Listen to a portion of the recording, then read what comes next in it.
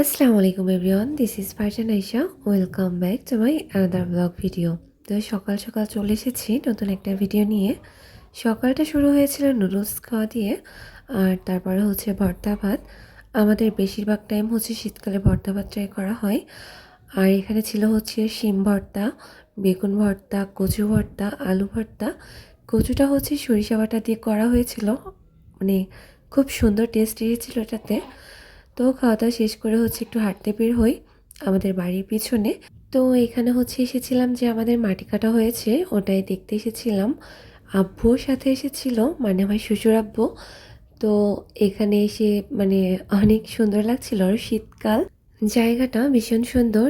আর এখানে হচ্ছে ঘের কাটা হয়েছে, মাছের ঘের যেটাকে বলে। তো আমি চারিপাশটা দেখছিলাম, আর দেখতে দেখতে হচ্ছে আয়াত আমার জন্য সরিষা ফুল তুলে নিয়ে আসে। ও ছোট্ট বাচ্চা, দুষ্টুমিটা বেশিই করে। এখানে আসলে আর মানে বাড়িতে ফিরতে চায় না, মারতে দৌড়াদৌড়িটাও খুব পছন্দ করে। তো এই জলপাইগুলো হচ্ছে আব্বু নিয়ে এসেছিলো আচার বানানোর জন্য, আর আমি সেটাই করছি। মানে সেই প্রস্তুতিটা অনেক আগেই নিয়েছিলাম, কিন্তু সময়ের জন্য করা হয়ে ওঠেনি।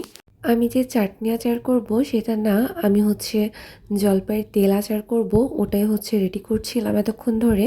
তো তারপর হচ্ছে আমি আস্তে আস্তে সব কিছুই গোছাচ্ছিলাম। আর এদিকে হচ্ছে আমি একটা একটা করে সব কিছুই দিয়েছি, তেল, তারপর হচ্ছে মশলা, শুকনো মরিচ, তেজপাতা। আর আমি কাঁচা পেঁয়াজটাও দিয়েছি, অনেকে চাইলে স্কিপও করে। আমার কিন্তু ভীষণ ভালো লাগে। এরপর হচ্ছে আমি একে একে সব ধরনের বাটা মশলাগুলো পাটায় বেটে নিয়েছিলাম, আর সেগুলোই হচ্ছে আমি একটা একটা করে দিচ্ছিলাম। তারপর হচ্ছে আমি ভালো করে নেড়ে চেড়ে নিয়েছি। তো তারপর খেয়াল করে দেখলাম যে আচারে হচ্ছে তেলটা কম হয়ে যাচ্ছে, তো আমি সাথে আরও তেল অ্যাড করেছি। আর এখানে বেশ 15-20টা হবে জলপাই। আর তারপর হচ্ছে আমি যে শুকনো উপকরণগুলো ছিল, যে শুকনো মরিচের গুঁড়া, হলুদ গুঁড়া, তারপরে ধনিয়া গুঁড়া, সেগুলো অ্যাড করি। তারপর হচ্ছে আমি পাঁচফোড়নটা অ্যাড করি। আমি কিন্তু এখানে অল্প পরিমাণ চিনি দিয়েছি, কারণ এটা হচ্ছে আমি বেশি মিষ্টি করব না।